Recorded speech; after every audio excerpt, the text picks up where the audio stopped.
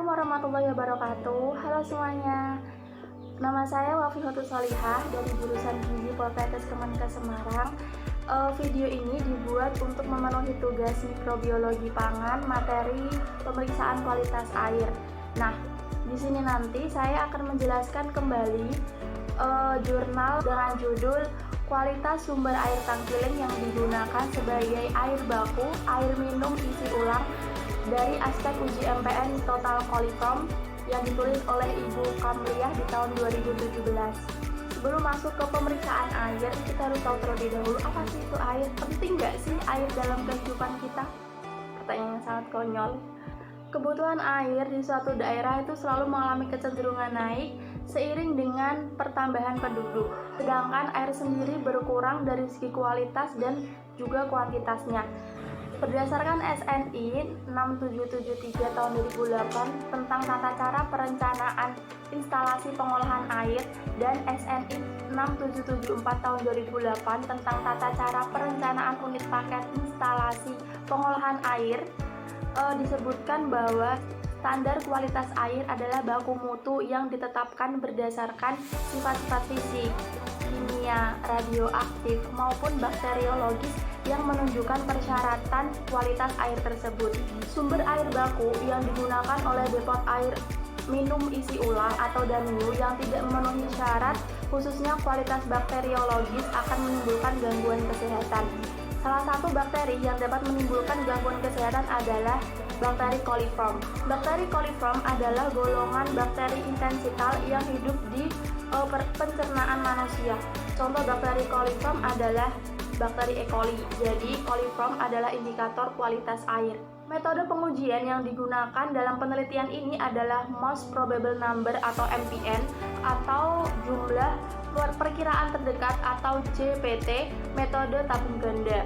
Nah, dalam penelitian ini, peneliti hanya menggunakan uji kualitatif coliform terdiri dari uji dugaan atau pendugaan dan uji penegasan. Alat yang digunakan dalam penelitian ini adalah tabung reaksi, rak tabung reaksi, tabung Durham, lampu spiritus, jarum Ose, timbangan analitik, kompor listrik, Erlenmeyer, oven, autoclave, dan inkubator. Bahan yang digunakan adalah media laktosa broth, ada dua, yaitu laktosa broth single strain sama laktosa broth double strain. Nah, lalu ada Brilliant Green Lactosa Broth atau BGLB, Aquades, dan sampelnya nanti akan diambil dari 7 sumber lokasi air baku di Tangkiling. Prosedur kerjanya, yang pertama adalah pembuatan media, yang kedua adalah pengambilan sampel, dan yang ketiga adalah pemeriksaan MPN coliform. Pemeriksaannya tadi menggunakan tes penduga dan tes penegasan. Yang pertama adalah tes penduga. Tes penduga atau tes perkiraan itu cara penelitiannya adalah pertama, sampel air air dari 7 lokasi tadi dihomogenkan dengan cara membolak-balikan botol sampel sebanyak 3 kali. Yang kedua, dipipet menggunakan pipet steril. Dipipet 10 ml sampel ke dalam tabung yang berisi laktosa broth double strain 5 ml sebanyak 5 tabung. Lalu kemudian dipipet 1 ml sampel ke dalam tabung yang berisi laktosa broth single strain 10 ml sebanyak 5 tabung. Lalu dipipet lagi 0,1 ml sampel ke dalam tabung yang berisi laktosa broth single strain 10 ml sebanyak 5 tabung. Dan diinkubasi pada suhu 37 derajat Celcius selama 1 kali 24 jam. Apabila dalam 24 jam belum ada pertumbuhan bakteri, maka diteruskan selama 48 jam. Untuk mengetahui positif atau negatifnya hasil penelitian tadi, yaitu dengan cara kalau hasilnya positif, terjadi kekeruhan pada media dan terbentuk gas pada tabung Durhamnya. Kalau negatif berarti tidak ada kekeruhan dan tidak ada gas yang di tabung Durhamnya. Yang kedua adalah tes penegasan atau confirmative test. Bedanya dari yang tadi, kalau tadi itu yang tes pendugaan itu menggunakan laktosa broth single strain dan laktosa broth double strain. Kalau ini menggunakan BGLB atau Brilliant Green Lactosa Broth. Media ini akan menghambat pertumbuhan bakteri gram positif dan sebaliknya, yaitu menstimulasi pertumbuhan bakteri gram negatif seperti coliform. Ambil 1-2 oz Lb positif lalu ditanam ke media BGLB. 1 tabung Lb positif ditanam pada 1 seri BGLB. BGLB diinkubasi pada suhu 37 derajat Celcius selama 24-48 jam untuk pemeriksaan bakteri total coliformnya. Dari tes pendugaan dan tes penegasan tadi, didapat hasilnya bahwa 5 dari 7 sampel positif ditumbuhi oleh bakteri yang ditandai terbentuknya gelembung udara dan adanya kekeruhan tadi.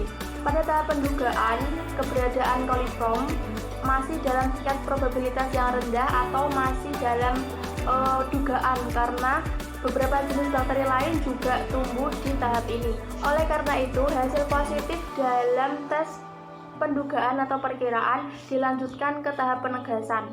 Pada tahap penegasan untuk uji total coliform diinkubasi pada suhu 37 derajat Celcius, didapatkan hasil seperti diagram di samping ini.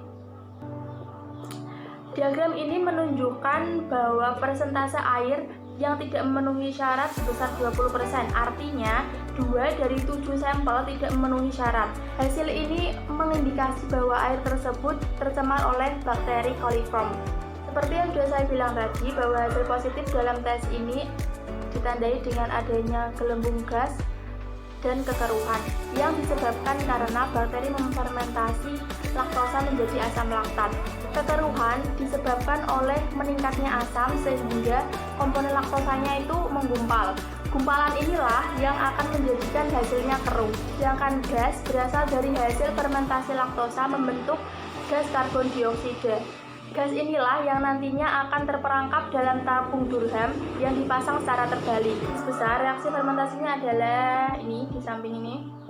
Sampel yang tercemar oleh bakteri total coliform dimungkinkan berasal dari limbah yang dihasilkan oleh manusia itu sendiri yang tinggal di sekitar lokasi yang meresap melalui tanah dan mencemari sumber air.